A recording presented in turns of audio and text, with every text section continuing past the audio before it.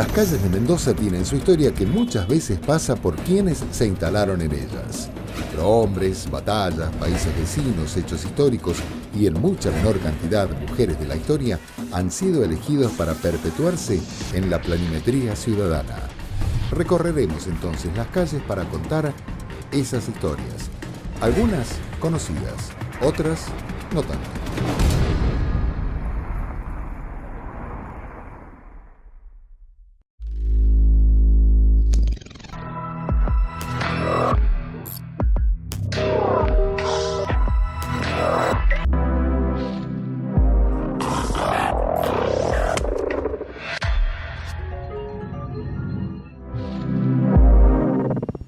En el programa de hoy nos vamos a detener en uno de los departamentos más importantes que tiene Mendoza en lo que a producción vitivinícola se refiere. Lugar de emplazamiento de los primeros establecimientos vitivinícolas que tuvo la provincia de Mendoza allá por los finales del siglo XIX, aún hoy Maipú sigue siendo uno de los productores de los mejores vinos. Ubicado a 15 kilómetros de la ciudad de Mendoza, el departamento fue creado el 14 de mayo de 1858, cuando el entonces gobernador Juan Cornelio Moyano recibe de la Capitanía General de Chile tierras que pertenecían a los huarpes. El antiguo nombre de este lugar, el nombre que le daban los pueblos originarios, era el nombre de Tiasta. Con aproximadamente 700 kilómetros cuadrados y más de 140.000 habitantes, Maipú sigue siendo hoy uno de los principales polos productores y uno de los departamentos más importantes. Pero nos detenemos ya y nos metemos de lleno en la calle que nos ocupa, la calle Osamis.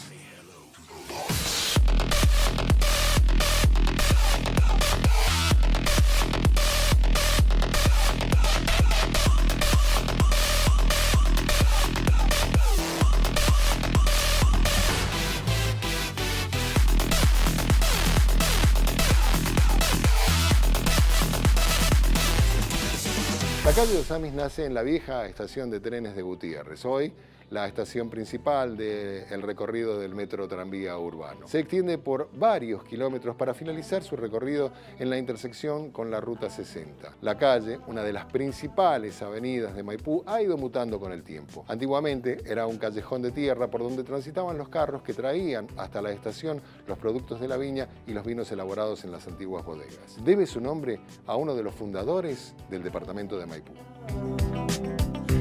Una de las calles principales que tenemos hoy en día en nuestro departamento. Tenemos que tener en cuenta que ahí es donde se encuentra, nace o termina lo que es la calle con referencia a la estación Gutiérrez. Es una estación donde tuvo una gran influencia inmigratoria, donde es uno de los ejes principales de desarrollo de nuestro departamento. Y bueno, es donde se asentaron distintas familias.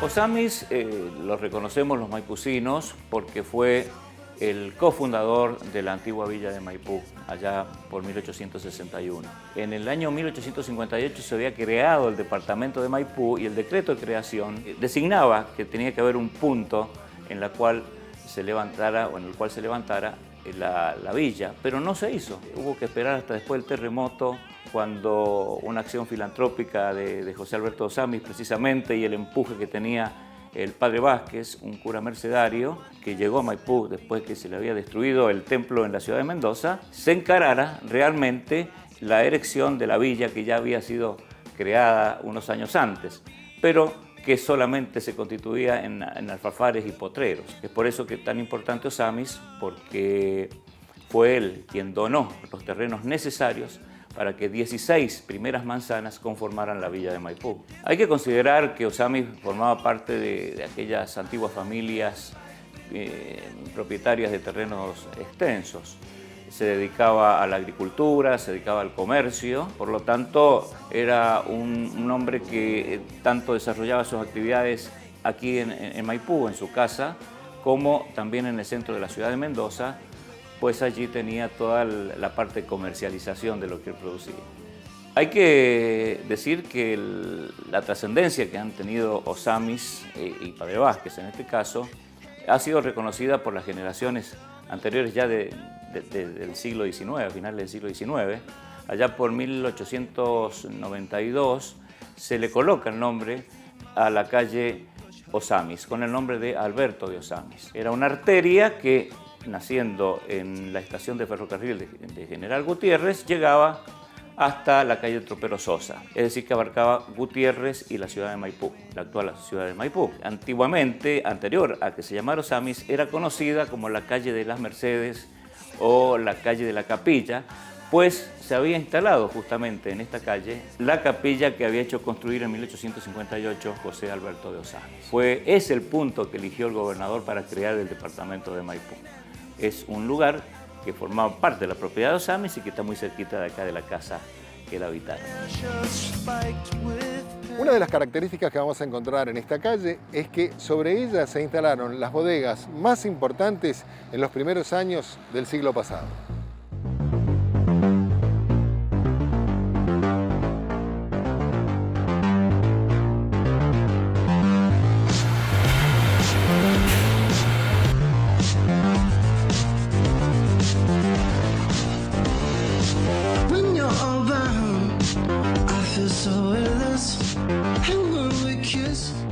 Comenzamos entonces ya el recorrido por la calle Osamis. A muy pocas cuadras del comienzo, después de encontrar la estación Gutiérrez, nos vamos a topar con uno de los establecimientos vitivinícolas quizá más importantes de la actualidad y que ha permanecido en el tiempo. Fundada en 1898, la bodega López también es una de las bodegas más importantes de esta zona de Maipú. Vamos a recorrer entonces las bodegas y viñedos López.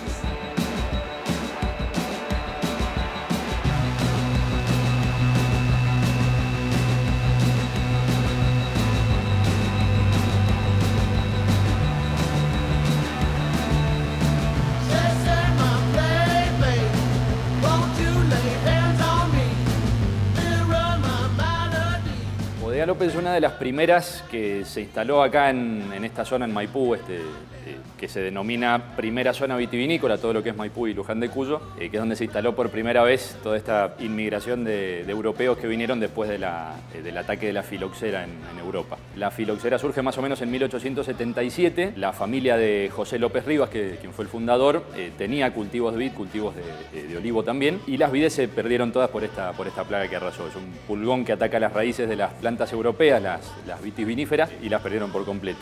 Tuvo que venir acá con 18 años, su padre había fallecido cuando tenía 8. Arrancó primero en Buenos Aires, más o menos en 1886. Le toma unos 10 años, con mucho trabajo, empezar como diariero, como zapatero, llegar acá al interior.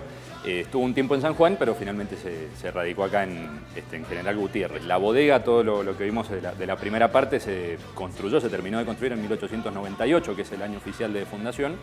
Y es cuando nace también su primer y su único hijo, que fue Federico López. En un primer momento, las marcas que se elaboraban de la bodega eran vinos de mesa, como se conocen, vinos de consumo inmediato. Eran 3 marcas con nombres muy parecidos: el Vasco Viejo, el Vasquito y Vasco. Distribuía todo en bordalesas pequeñas de roble, como en la camioneta que vimos recién. Cuando este hijo de José López Rivas, Federico López, llega a su edad adulta, en el año 1920 más o menos, empiezan a pensar en traer vides europeas, vides de mayor calidad, para empezar a elaborar vino de alta gama. El primer vino de alta gama que se elabora es el Prestigio de Cuyo. Esa fue la primera marca que salió con vides europeas y con un añejamiento ya en madera.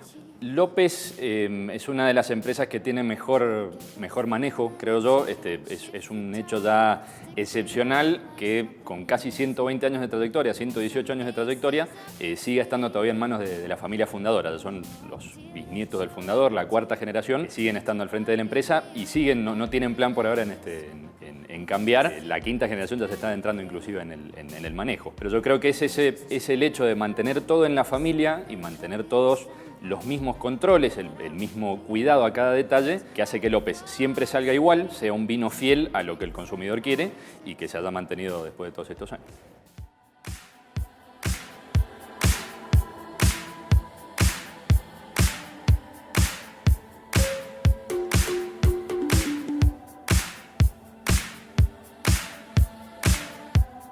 La calle en su trazado va mutando y comprende 3 distritos del departamento de Maipú.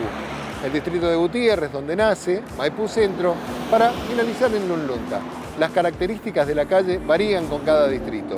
Este, donde estamos, el distrito de Gutiérrez, es el lugar donde se asentaron las primeras bodegas que llegaron a Mendoza a fines del siglo XIX. Tal es el caso de la bodega López, que acabamos de ver y que todavía, aún hoy, sigue mantenida por la familia. Distinto es el caso de la bodega que vamos a recorrer ahora, la bodega de la familia Giol. Giol y Gargantini llegaron a finales del siglo XIX a Mendoza y en poco tiempo convirtieron esto en un verdadero imperio vitivinícola. Por distintas razones, este no pudo perdurar en el tiempo, pero aún hoy quedan vestigios de todo lo que se construyó en esa época.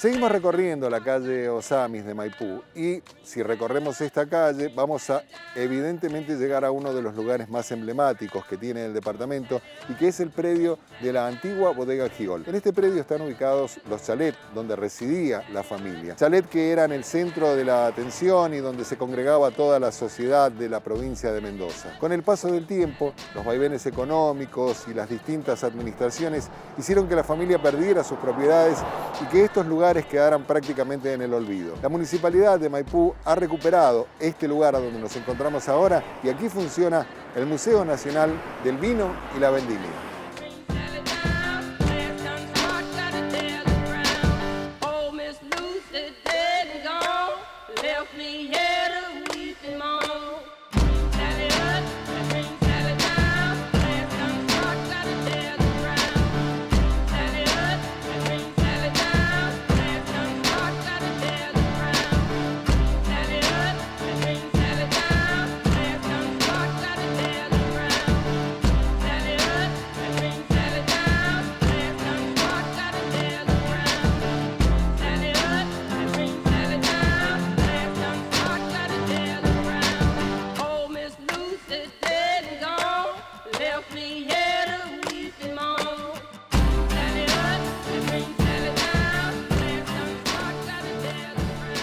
En el próximo bloque vamos a seguir contándote algo más sobre la calle Osamis, una de las principales que tiene el departamento de Maipú.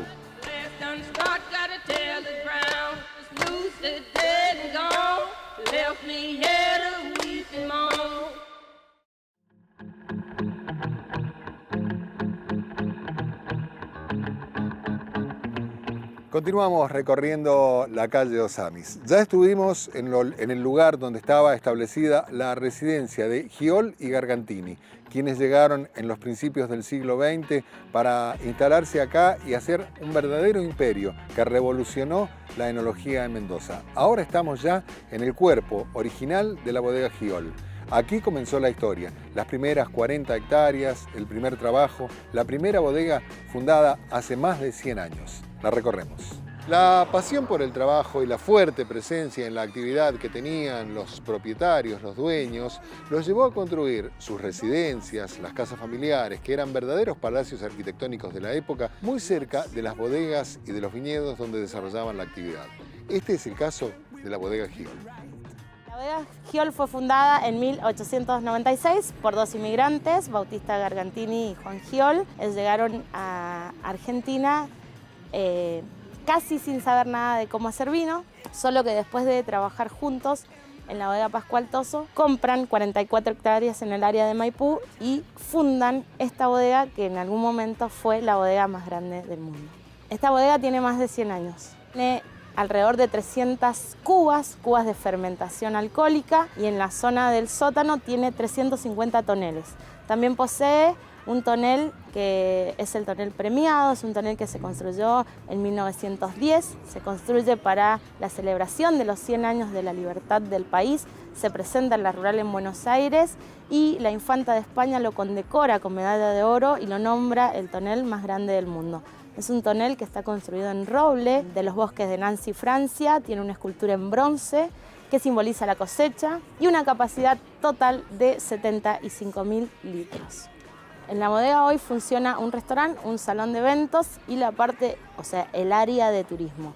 En esa zona, antiguamente, se usaba para guardar barricas de menor cantidad de litros. En esta zona donde nombré recién que está el tonel, se usaban toneles de 10.000 litros, en el caso de las barricas son de 250 litros. Donde está el restaurante se usaba para guardar barricas y en la zona de arriba, que tiene otro techo arriba, se usaba para guardar productos químicos. Y en 15 años lograron tener una fortuna bastante importante. Las razones exactas por las que se fueron no se saben, pero uno siempre se pone a pensar por qué le ocurren tantas desgracias, la muerte de sus hijos y el porqué de que ellos se fueron tan rápido y disolvieron la sociedad. Así que hay que investigar y hay que saber más sobre eso. Pues ya lo hemos dicho, la calle en su trazado va cambiando.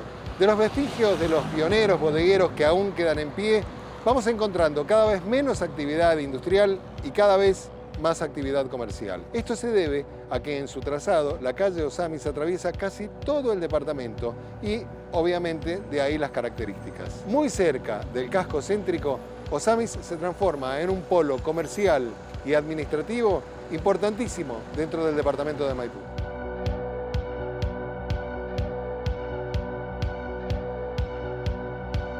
Seguimos avanzando. Uno de los últimos grandes emprendimientos vitivinícolas que encontramos es la bodega Furlotti, que marca de alguna manera el paso de la zona comercial a una zona más dedicada a la actividad agrícola, aunque el progreso poco a poco va haciendo de las suyas y va dejando de lado los viejos olivares y las viejas viñas para dar paso a grandes emprendimientos inmobiliarios que convierten a esta zona en una zona residencial. Pero siempre encontramos gente que se resiste con su trabajo a los cambios. Si bien es cierto que la industria vitivinícola es la más importante del departamento, en esta parte de la calle Osamis vamos a encontrar vestigios de otra industria que es realmente muy fuerte y que también ha permanecido en el tiempo. La industria olivícola. Sumado a la producción y elaboración, llega ahora lo que tiene que ver con el turismo. Y esto queda plasmado en la Ruta del Olivo. Y no hay que irse muy lejos del departamento o del centro del departamento para encontrar los primeros establecimientos olivícolas.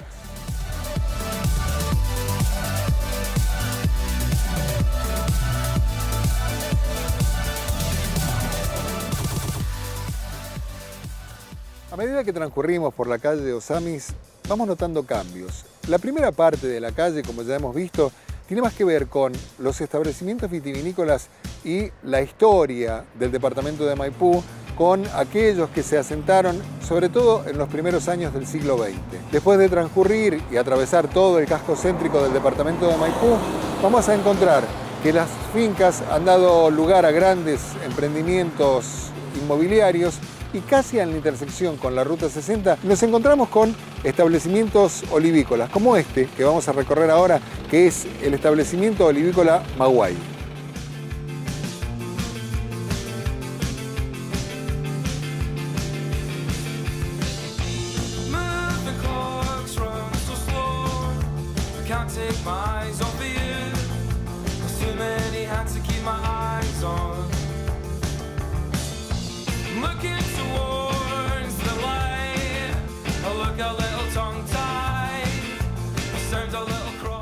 En realidad el establecimiento está más o menos de 1960. En el 80 se hicieron cargo mis papás. Antes siempre la empresa se dedicó a lo que era aceituna en conserva, de cómo se hacía antes. Cuando mis papás, ingenieros agrónomos, se hicieron cargo, lo empezaron, digamos, como a evolucionar según las normas actuales y ahí hicieron fábrica de aceituna y hacerlo, digamos, de la forma como se hace hoy.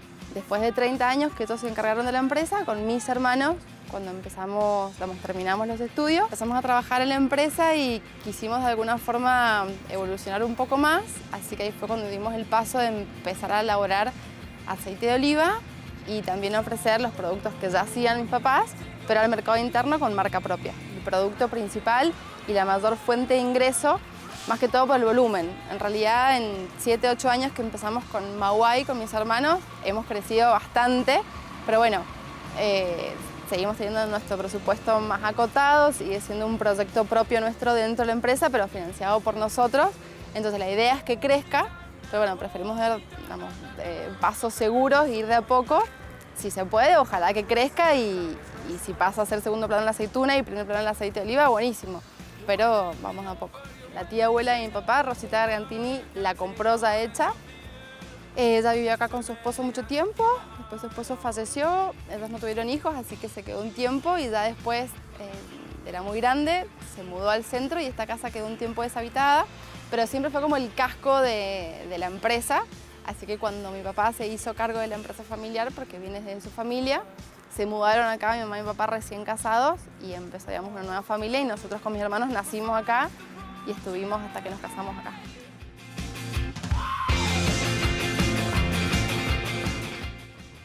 Las calles que transitamos diariamente tienen mucho para contarnos. Por eso, los esperamos para seguir en nuestro próximo programa contándoles nuestra historia en las calles.